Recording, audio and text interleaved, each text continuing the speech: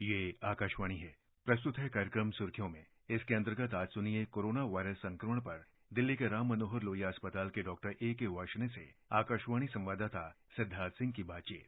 Doctor Varshney, अब हम दूसरे सवाल पर आते हैं। इस समय ऑक्सीजन को लेकर लोगों के अंदर बहुत सारी जिज्ञासाएं हैं, बहुत सारी चिंताएं भी हैं। आपसे जानना चाहेंगे कि किस तरह के मरीजों में और कब ऑक्सीजन की आवश्यकता होती है। देखिए, बिल्कुल डर ज्यादा बैठ गया है, लेकिन अभी भी मैं कहता हूं कि ये जो वायरस है वो इन्फेक्शस जरूर है, लेकिन माइल्ड वायरस और 90-95% केस में ज्यादातर हल्का खांसी, जुकाम, बुखार, गला खराब होता है और फीवर होता है हल्का, और 4-5 दिन में ये ठीक हो जाता है और किसी तरीके की इतनी चिंता करने की बात नहीं है। सिर्फ जो है 5% केस में जहाँ के पेशेंट हमारे एल्डरली हैं, कोमोर्बिडिटीज वाले हैं, हालांकि कई यंगों में भी हो जाता है, वहां जहाँ के आपको सांस लेने में कोई तकलीफ आने लगे या 5 दिन के बाद आपका जैसे बुखार बढ़ना शुरू हो जाए, बुखार नहीं उतर रहा, उस समय अगर आप अफोर्ड कर सकते हैं, ज्यादातर लोग ले भी रहे, पल्स ऑक्सीमीटर एक होता है, उसको आप नाप सकते हैं। अगर पल्स ऑक्सीमीटर में आपका ऑक्सीजन लेवल 94 के ऊपर रहता है तो बिल्कुल आपको चिंता करने की बात नहीं है। लेकिन अगर आपको सांस लेने में तकलीफ हो रही है, लगातार बुखार नहीं टूट रहा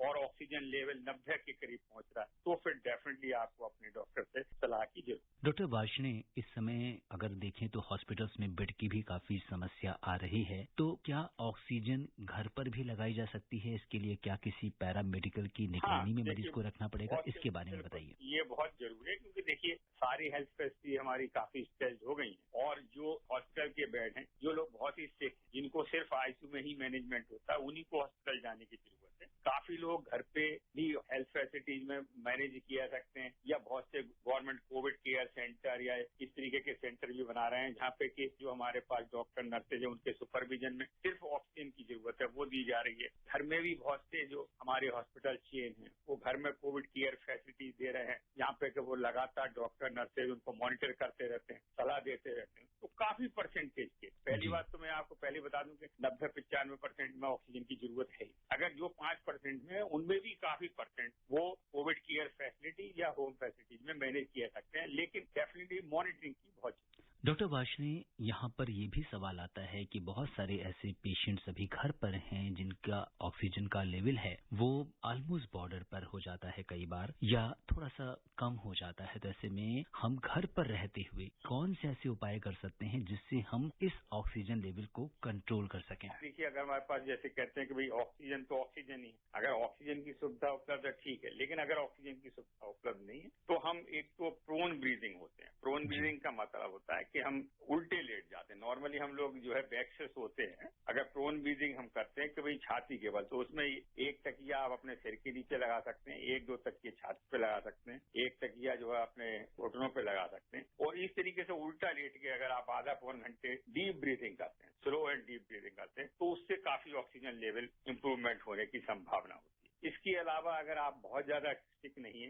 तो जो ब्रीदिंग के प्राणायाम होते हैं, स्लो एंड डीप ब्रीदिंग, बहुत तेज ब्रीदिंग नहीं करनी, इसमें गहरी सांस लेनी है और धीरे धीरे आपने छोड़ना है। या आप घर में गुब्बारा फुला सकते हैं, फूकनी फुला सकते हैं, या कुछ स्पायरोमीटर होते हैं जिसमें लंग की एक्सरसाइज, तो इन सब से भी हमारा 4-5 डिग्री ऑक्सीजन लेवल बढ़ जाता है, जो आपको कॉन्फिडेंस भी देता है और जो उसमें तुरंत के लिए मदद करता है। और इसमें अगर हम देखें तो जो नेबुलाइजर्स हैं इस समय, क्या नेबुलाइजर्स की कुछ भूमिका होती है ऑक्सीजन लेवल को थोड़ा सा बढ़ाने में?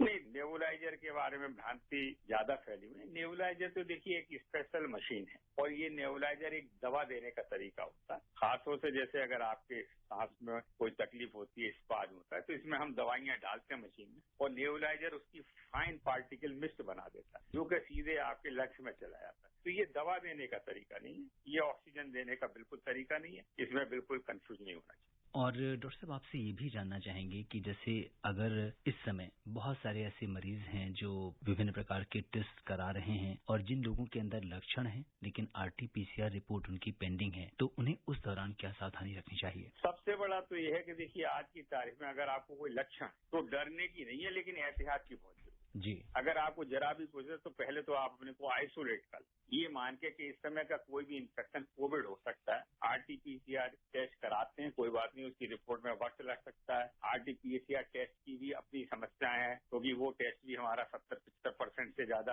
पॉजिटिव नहीं आ पाता और उसके नेगेटिव आने के भी कई कारण होते हैं कि सही तरीके से टेस्ट हो पाया, नहीं हो पाया। बहुत अर्ली अगर आप टेस्ट कर लेते हैं, जैसे शुरू में ही मान लीजिए इन्फेक्शन है, अगर आप शुरू के 4-5 दिन में टेस्ट कर लेंगे तो उसकी संभावना नेगेटिव होने की ज्यादा होती है, इसलिए टेस्ट उसको 5 दिन बाद ही करें। लेकिन इस 5 दिन में आप इन्फेक्टेड हो, तो अगर आपको जरा भी कोई खांसी, जुकाम, बुखार, गला है तो ये मानिए कि इन्फेक्शन हो सकता है। और सबसे ज्यादा जरूरी है कि आप अपने घर में अपने को आइसोलेट कर लें, कोई सेपरेट रूम जिसमें वॉशरूम है, अपने फैमिली मेंबर वगैरह से भी ना मिलें, ये मान के पोटेंशियली आपने, और इससे आप दूसरों को इन्फेक्शन देखें और वो सिम्टम को मॉनिटर करें। जब आरटीपीसीआर की टेस्ट जैसी भी आ जाती वो है, अगर आपको कोई तकलीफ होती तो फिर नेचुरली आपको अपने डॉक्टर की सलाह के हिसाब से ही दवा लें, सेल्फ मेडिकेशन ना करें। हाँ, सिंपल दवा जैसे पैरासिटामोल वगैरह वो तो कोई भी व्यक्ति ले सकता है। और डॉक्टर साहब आपसे ये भी जानना चाहेंगे कि जैसे स्टेरॉइड के बारे में डॉक्टर साहब। स्टेरॉइड जो है बड़ी स्पेसिफिक दवा है। मैं आपको बताऊं कि इसमें क्या होता है कि अगर शुरू में आपका जब वायरस इन्फेक्शन हल्का होता है और उस समय जैसे अगर आपको कोई ऑक्सीजन लेवल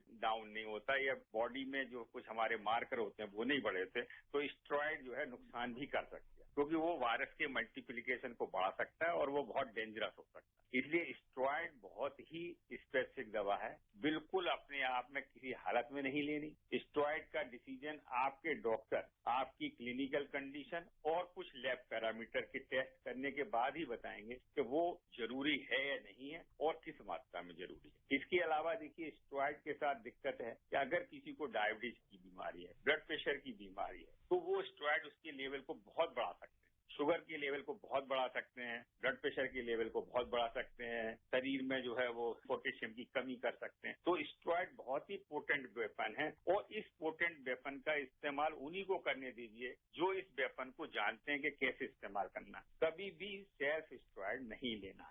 हमारा प्रश्न ये है कि सर मेरी पत्नी जो है बच्चे को फीडिंग करवाती है, वो बच्चे का उम्र सर अभी 1.5 वर्ष है, तो सर क्या वो वैक्सीन ले सकती है?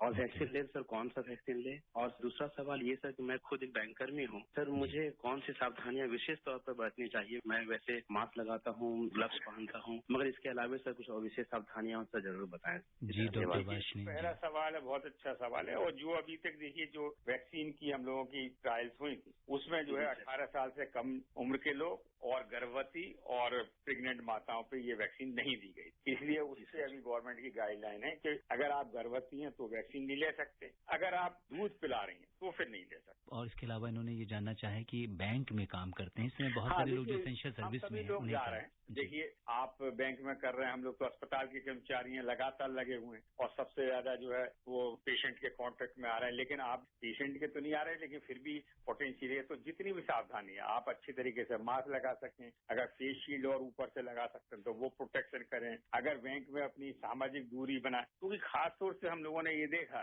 कि जो हम लोग एक ऑफिस स्पेस में काम करते हैं, क्या होता है कि जब चाय का समय हुआ या लंच का समय हुआ या कोई चीज, तो हम एक साथ बैठ जाते हैं और शेयर करने लगते हैं, तो उसमें इन्फेक्शन होने का खतरा बहुत बढ़ जाता है। तो इस समय बहुत, अगर आप अपनी सीट पे जाते हैं, अपनी सीट पे रहिए, वहां सुरक्षा के पूरे उपाय करिए, एक पॉसिबल डिस्टेंस बना के रखिए, अपने हाथों की सफाई करते रहिए, और यही एक देखो तरीका हो सकता है। बाकी डेफिनेटली जब हम बाहर काम के लिए जा रहे हैं, लेकिन अपने कार्यस्थल पे भी अपने कुलीग के साथ अननेसेसरी मीटिंग मत करिए, अननेसेसरी भोजन मत शेयर करिए, अपना अपना खाना ले जाइए, अपना अपना पानी लीजिए, चुपचाप काम करके पूरी सुरक्षा के साथ। अगर प्राइवेट अपना ट्रांसपोर्ट है तो बहुत अच्छा है, क्योंकि पब्लिक ट्रांसपोर्ट में नेचुरली इन्फेक्शन होने का खतरा हमेशा थोड़ा ज्यादा रहे। डॉक्टर वार्ष्णेय, दिल्ली से काजल का मेल आया है और जानना चाहती हैं कि 8 से 10 दिन हो गए इनको फीवर आते हुए और 10वें दिन इनको 99 फीवर आया है, तो क्या इनको सीटी स्कैन कराने की जरूरत है? थोड़ा चेस्ट में पेन भी है। देखिए, सीटी स्कैन तो हम जब भी एडवाइज करते हैं अगर इनका ऑक्सीजन लेवल 90 से नीचे गिर रहा है, लेकिन चूंकि 10 दिन बुखार हुआ है तो जो बेसिक हम ब्लड के कुछ जरूर टेस्ट एडवाइज करते हैं।